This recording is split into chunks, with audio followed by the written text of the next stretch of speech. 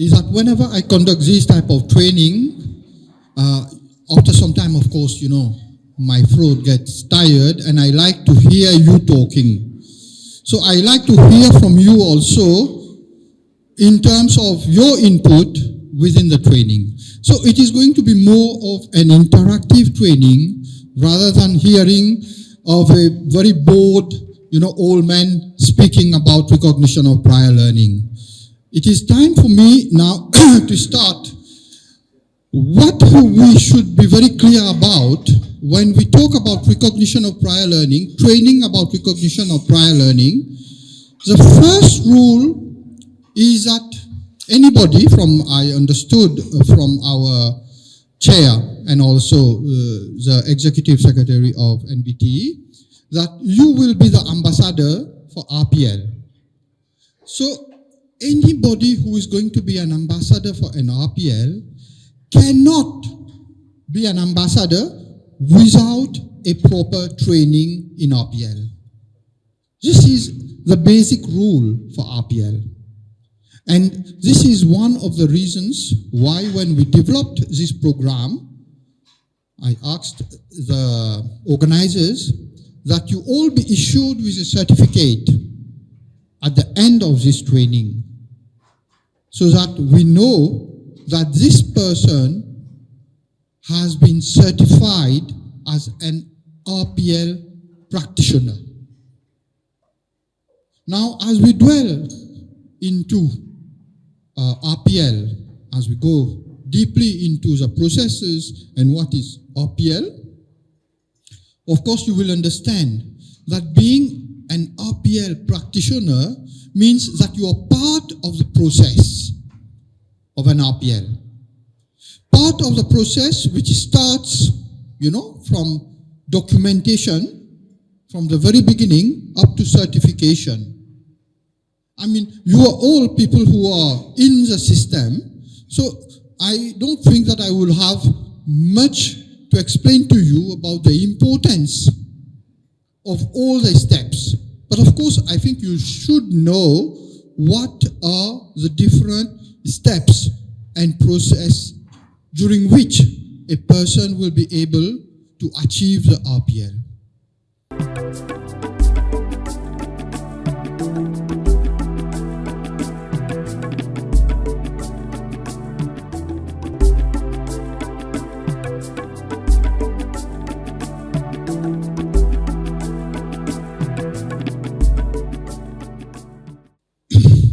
Understanding RPL.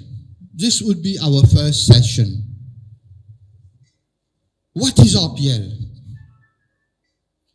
This is a whole program. You have it also in your small booklet which has been given to you.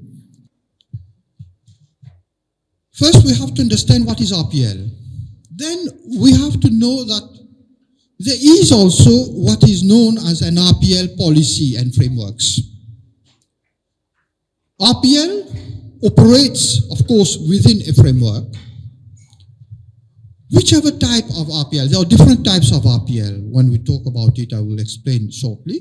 There are different types of RPL. But all RPL, they operate within a framework. Session 3 will be on stakeholders and their roles. And I think here it is important.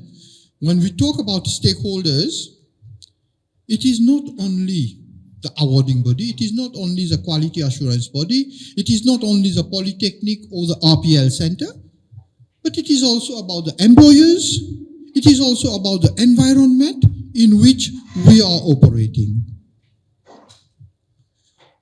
Tomorrow we shall be talking about RPL process and methodologies, the different steps in the RPL process, assessment tools and techniques, and of course, quality assurance in RPL. On day 3, we shall talk about implementation strategies and best practices. How do we develop an RPL system? Some case studies and best practices. And of course, I would also want to have some practical exercises. Practical exercises means from whatever we've learned during the 2 or 3 days, we would like to see now whether you've understood it, and we're going to try to do some simulations. And our class captain is going to be actually looking for some volunteers where we are going to have some practical exercises. So the volunteers, what will you be doing? Actually, you will be as if you are an assessor.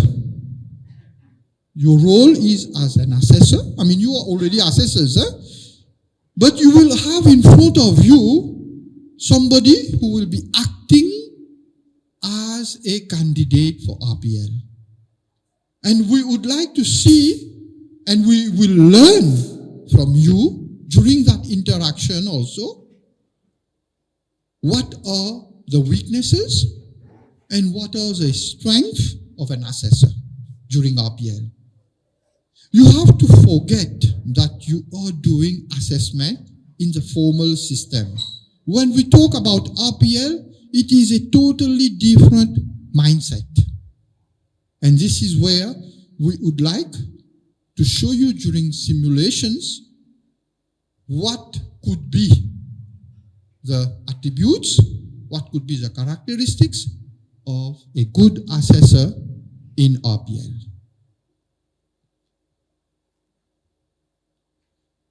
Therefore, of course, we have some sector-specific RPL applications, and here we're talking about TVET, so it will be TVET, and the workforce. Session 11, we talk about RPL for marginalized groups. Very often, when we talk about TVET, it is inclusive TVET. So we should not forget that we have some groups that do not have the same facilities as us. So we always have to talk about immigrants. We have refugees, and those are very specific cases where we would like to show to you that these people need RPL as well as those people whom we are going to be doing the process for. We will have another session which will be facilitated by our Honorable Sila.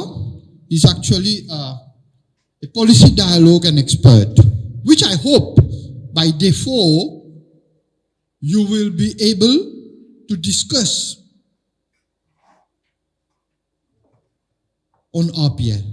Of course, we will give you some guiding questions, and we would like a panel to come here and explain to us what is RPL and what they think RPL should be for Nigeria and so on.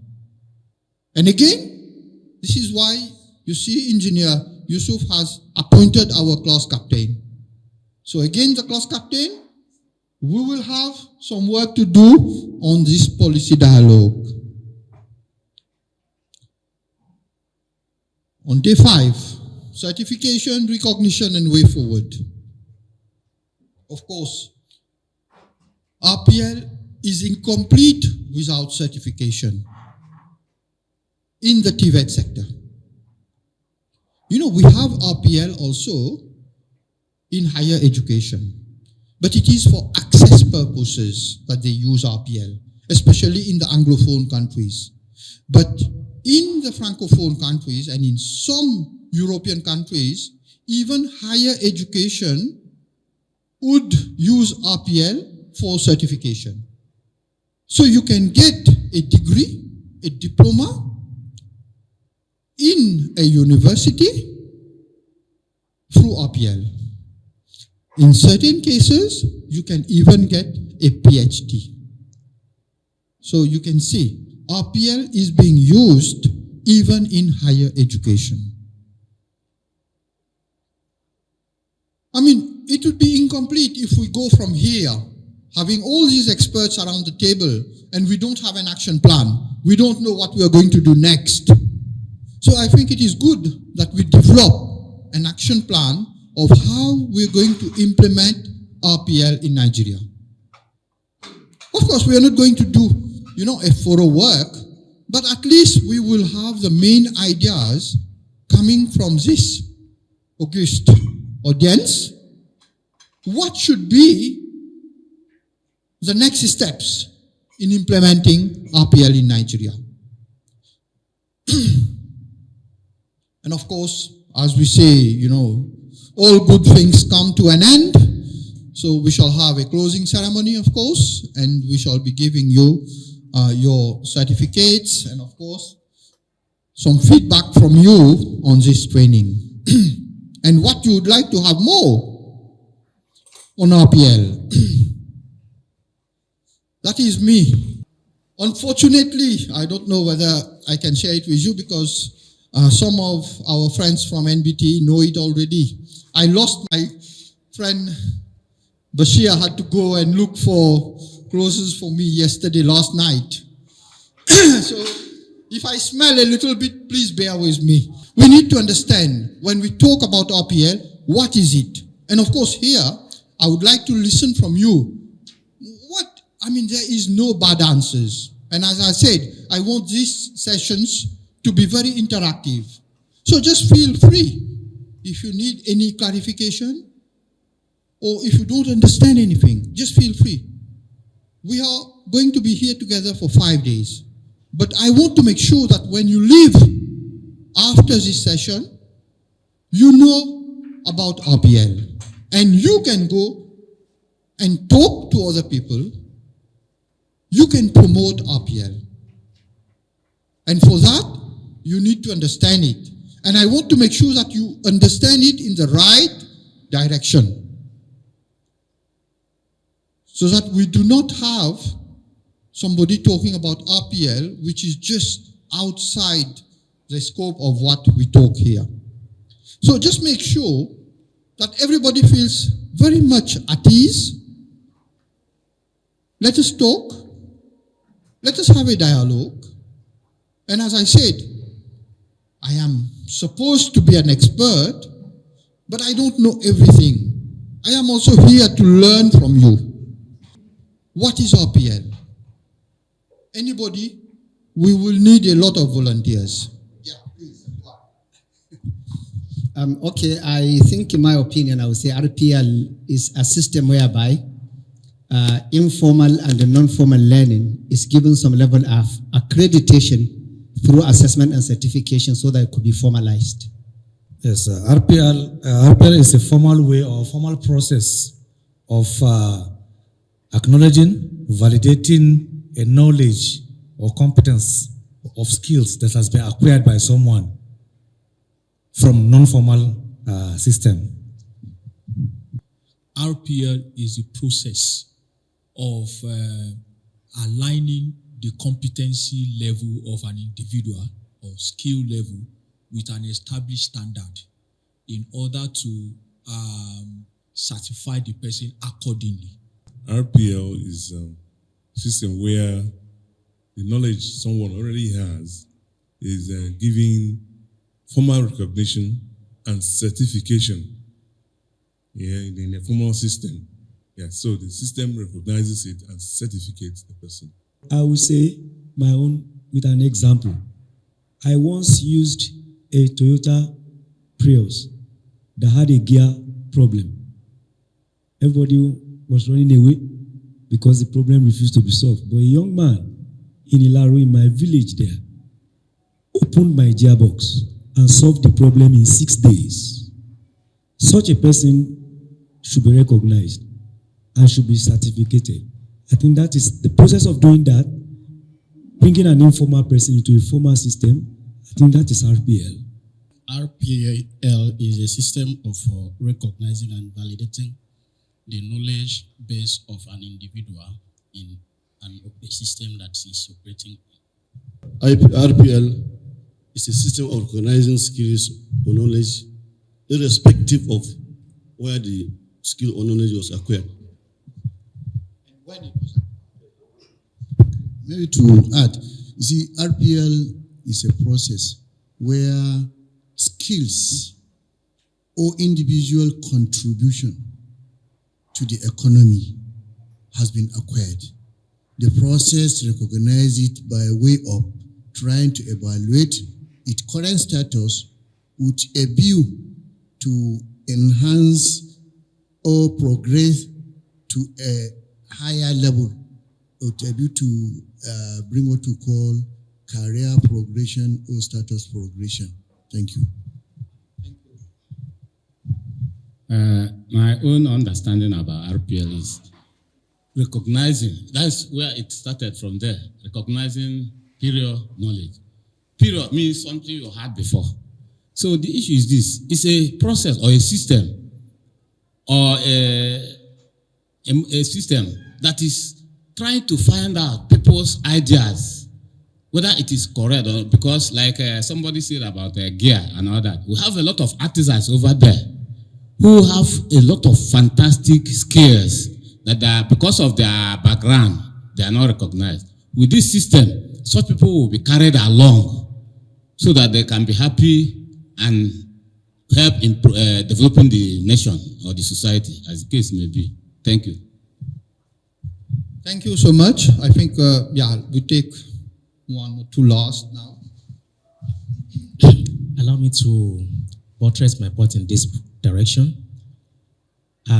RPM is the systematic way of evaluating knowledge, skill that are acquired by a candidate and judge it against the standard.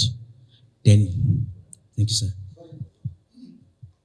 RPL is a process of assessing and certifying acquired knowledge on the job, especially from the marginalized and underserved expertise, so that to bridge the gap, that's the unemployment gap, and acquire the full potential of those marginalized people to contribute their quota in the development of the economy. RPL, as the word goes, means you try to recognize what a learner has already known, and you know that when it's being called to perform that something, is able to do it, then you now base, instead of you leaving that, starting at that particular point with that candidate, he has to go further before his certification. It's one of the methods of assessment. Sir,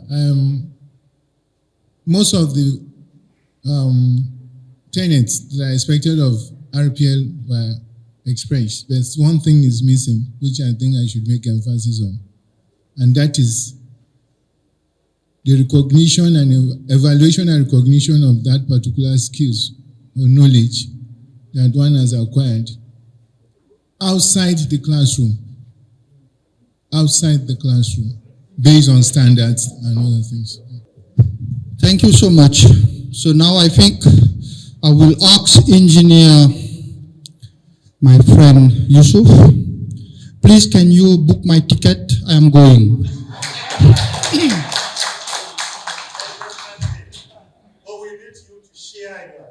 Okay. Because all the answers given here, they're all good.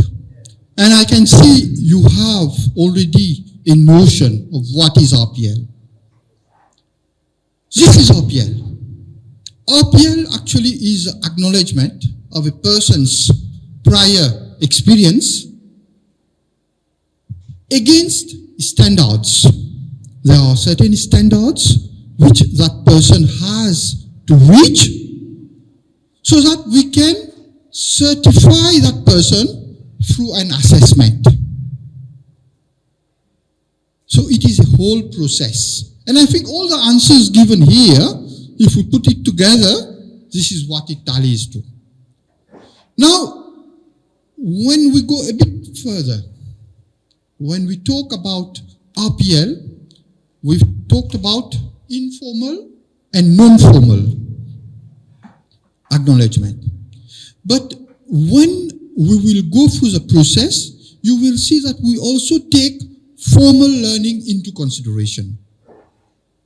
Because these people who have been actually out of the system, at one point in time, they may have been into the formal system. They may also have been to some workshops where, they have learned or some seminars. So there has been some formal learning which has happened, which we should also take into consideration whenever we do RPL. This is RPL. Now, RPL has become very, I would say, hot topic, whether it is in Africa, whether it is in Europe, whether it is in Asia, America, you tell us, anywhere in the world. Now, RPL is becoming a concept around the world, very popular. And it has different names, of course. I prefer recognition of prior learning, but in some countries, they use different words.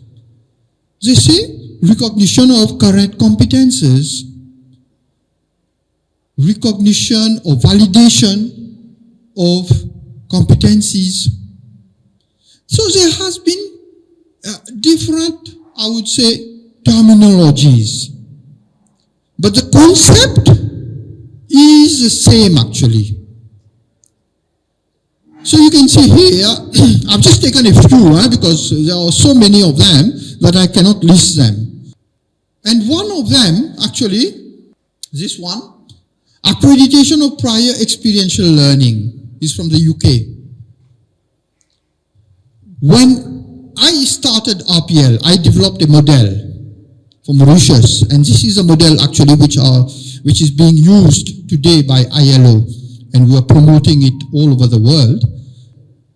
I prefer to use the word recognition of prior learning, because recognition means recognizing, means valuing the person. Prior is everything that you have done before, and learning can occur in any types. So this is why today we're talking about recognition of prior learning. You can see recognition of learning outcomes and competences in Quebec. And our friend here from France, he will tell you validation des acquis de l'expérience. This is in a French word, which we do. But in France, and I will explain a little bit later, deeper into this, and maybe he will also help me, assist me in explaining the French system, which you are very much accustomed with. You know, in France, when we started this recognition of prior learning, we had it by different names. And then gradually, the names shifted also, as we developed more into this recognition of prior learning.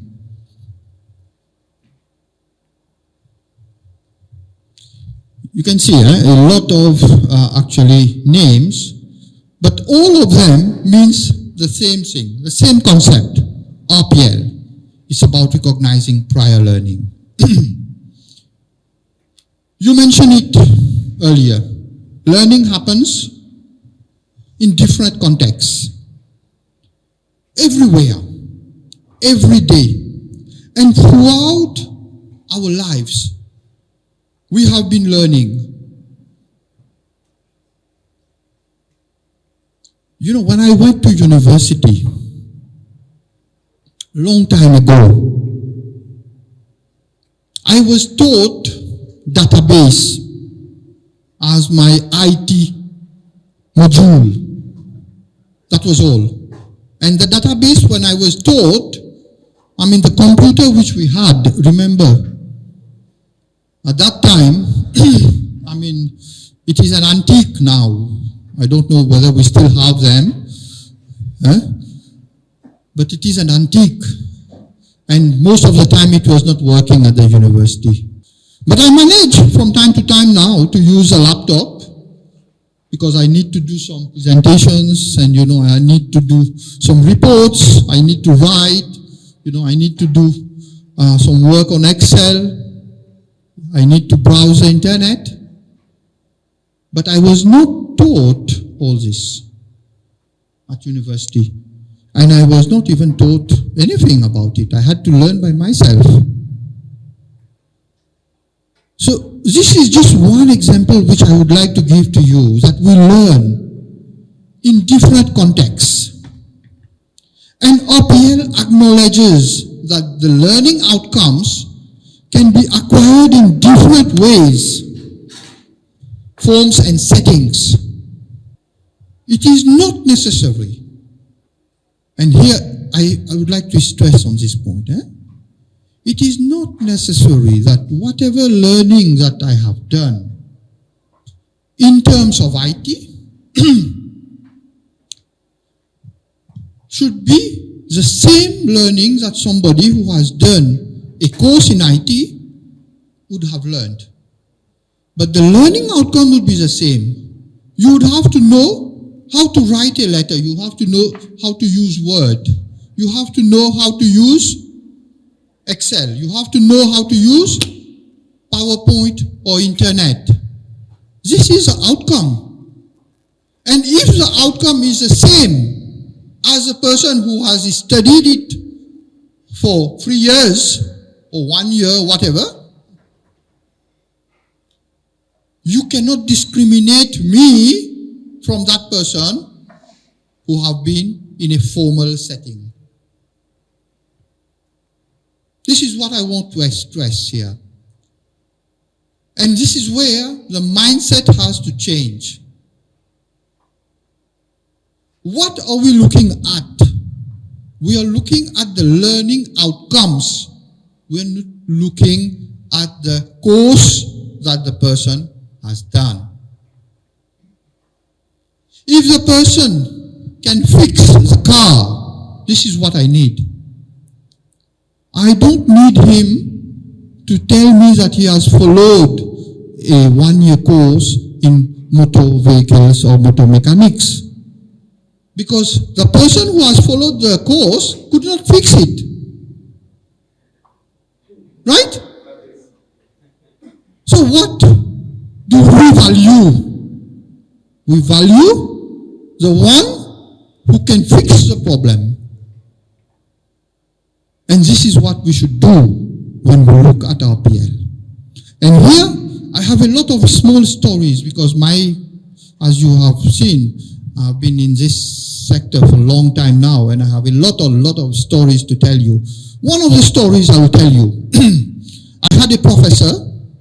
He was a quality assurance manager from the University of Mauritius. University of Mauritius is one of the top universities, a public university, one of the top universities in Mauritius. So the quality assurance manager came for a training like you, and he said, okay, I want to be an RPL practitioner as well. So we took him, we had some pilot projects. And being an engineer in civil engineering himself, so we had a pilot project in construction industry. And this is very important, so that you can understand you have to shift your way of thinking. So I am not an engineer. So I said, okay, he was professor. I said, Professor Wagwant, you, okay, with your team, because when you assess, that we are going to assess is on their capabilities, based on our standards. Because we have some standards which we have to keep. We have occupational standards in Nigeria. So based on our occupational standards, we have to make sure that the people have reached that level. Now a second story I will tell you. If we are going to start RPL, we do it at lower levels.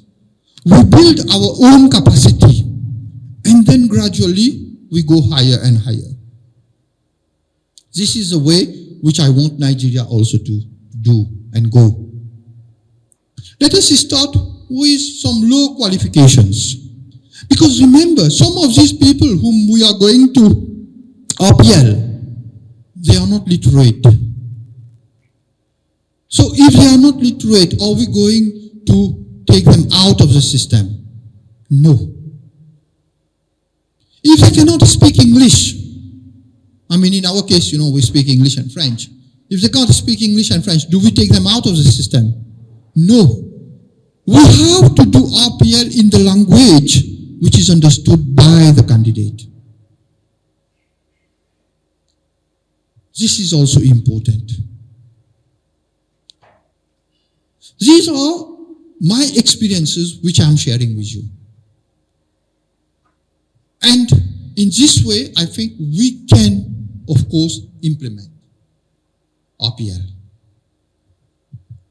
The different types of learning, I mean, all of you are aware of that. You are people in the sector, you have formal learning, non-formal learning, and informal learning. You have apprenticeship here as well. And you know that when we send people for apprenticeship, very often they are left in the hands of the trainer or the person who is responsible in the workplace. The trainer from the university, from the polytechnics, from the training institution, they are not in the workplace with that apprentice. So the apprentice has, of course, a system where it is, of course, very structured, and there is a logbook which we ask, the trainer to fill in. Anybody from apprentice system here?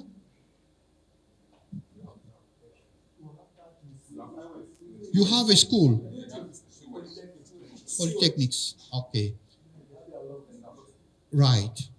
So these people, when we send them to the workplace, they learn, and we assess them on the learning that has occurred on the job.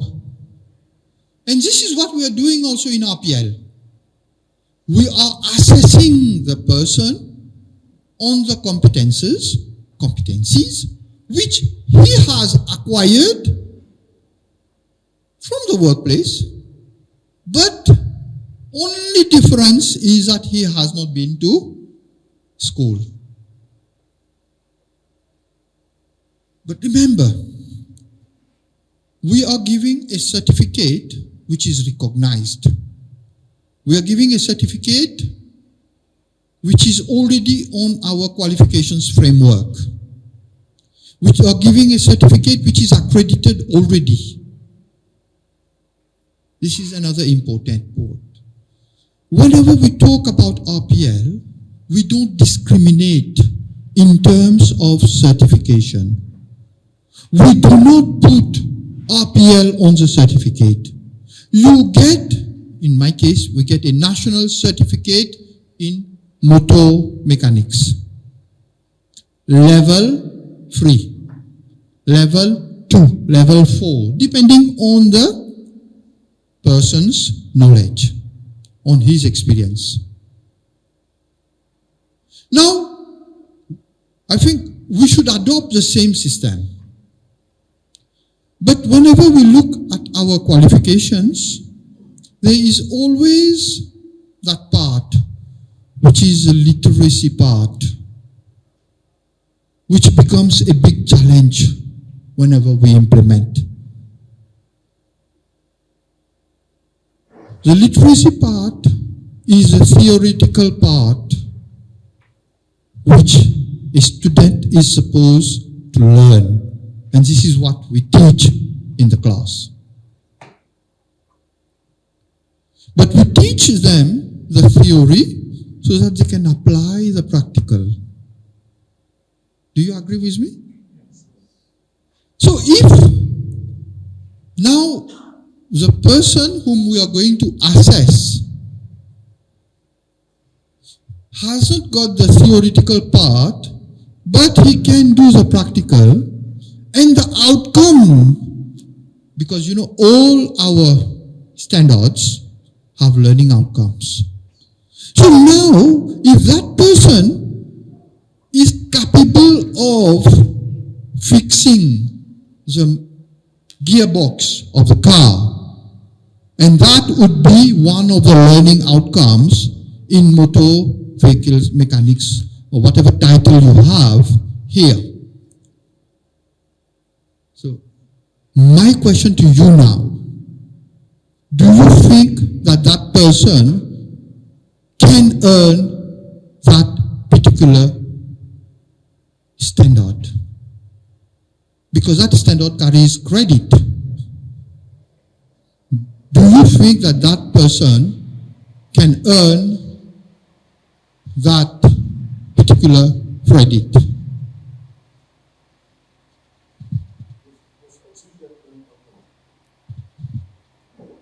He has achieved that learning outcome, so he can earn it. This is RPL. We are not going to say whether you know if we do the square root of such a figure, can you give me the answer? Do you get my point? That is not the purpose of the learning outcomes. Because today we talk about competency-based assessment. We are not talking about square root. You know, when I was at school, I still remember I had to go for, I don't know, it was called a log. You know, we had to go for log, for sin, for tan, you know. Remember that small book, you know? We had, logarithm. We had to learn about that. And until today, you know, I think it was a waste of my time. So this is what I want to show to you, that RPL, and I'm not going to be too much, you know, pressing upon you, because I think you are already convinced of the importance of RPL. What is important is that now you should start knowing the process, how we're going to do it, of course. And we're going to learn about that, of course, during the course of this week. So the purpose, yes? Let's, for instance, we have like our own standard. I know that it is to ensure that whoever we administer it on has that established knowledge, character, and vocational attitude. Good. Now we are using RPL, and while doing the RPL, the person can fix it, but part of the learning outcome shows that maybe it lacks, is not, the customer relationship is not sufficient enough. Would you just overlook that and say, he can fix it, have it? So I'm just trying to holistically looking at it from that angle. What do we do? This is the beauty, actually, of the RPL system. Is that we're going to assess whatever the person knows. If there are certain competencies which are important in that particular, for example, in front office, we're talking about customer relations. And that person, we can see that he's not so good into customer relations, which is in itself a learning outcome. Remember? So what we do in the RPL system, when we are going to validate his experience, we are going to validate those experiences which he has already, as per the learning outcomes which we have. He does not have the learning outcome in relation to customer relations. So we do not give him that particular one. So what will happen is that he will get maybe 15 outcomes, but he will not get that particular outcome. And at the end, he gets what we call a partial qualification. Partial. Because he did not complete that one. He did not have that particular one. I mean, this is just a very good example to show to you that RPL values whatever the person has. And if the person doesn't have it, so what do we do? Let me jump a little bit, because the question has been put. So what do we do in this case? What do? We tell the person, okay, you are weak or you need some more training into customer relations. So what we advise you, either you follow some formal course or you go back to your workplace and you start working on customer relations there.